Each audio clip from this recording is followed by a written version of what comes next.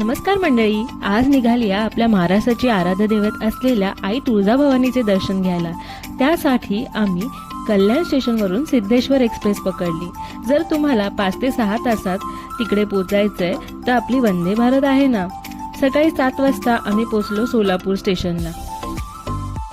आधीच बुकिंग केल्यामुळे आम्हाला टूरवाले काका सोलापूर स्टेशनला घ्यायला आले। सोलापूरलाच आम्ही एका हॉटेलमध्ये थांबलो आणि फ्रेश होऊन निघालो देवीचे दर्शन घ्यायला।